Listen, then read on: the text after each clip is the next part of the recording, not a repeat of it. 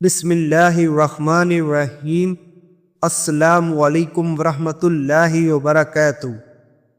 حضرت عثمان غنی رضی اللہ عنہ بیان کرتے ہیں، میں نے نبی اکرم صلی اللہ علیہ وسلم کو یہ ارشاد فرماتے ہوئے سنا ہے، میں ایک کلمے کے بارے میں جانتا ہوں، جسے کوئی بندہ سچے دل سے پڑھ لے تو وہ آگ پر حرام ہو جاتا ہے۔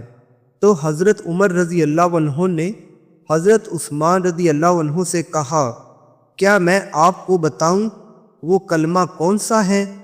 وہ کلمہ اخلاص ہے، جو اللہ تعالیٰ نے حضرت محمد صلی اللہ علیہ وسلم اور ان کے اصحاب پر لازم قرار دیا، اور یہ تقوی والا وہ کلمہ ہے جس کی تلقین نبی اکرم صلی اللہ علیہ وسلم نے اپنے چچا جناب ابو طالب کو ان کے انتقال کے وقت کی تھی، یعنی اس بات کی گواہی دینا کہ اللہ تعالیٰ کے علاوہ اور کوئی معبود نہیں۔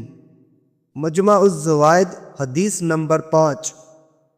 حضرت ابو ہریرہ رضی اللہ عنہ روایت کرتے ہیں، نبی اکرم صلی اللہ علیہ وسلم نے ارشاد فرمایا ہے، جو شخص لا الہ الا اللہ پڑھ لے تو یہ کلمہ ایک نہ ایک دن اسے فائدہ دے گا، خواہ اس شخص نے اس سے پہلے جو بھی عمل کیا ہو۔ مجمع الزوائد حدیث نمبر 13۔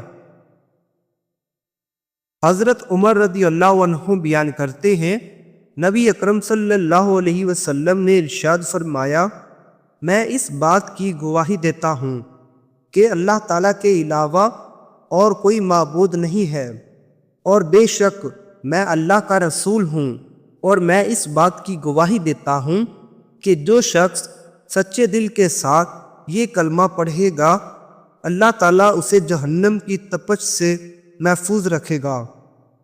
مجمع الزوائد حدیث نمبر 14۔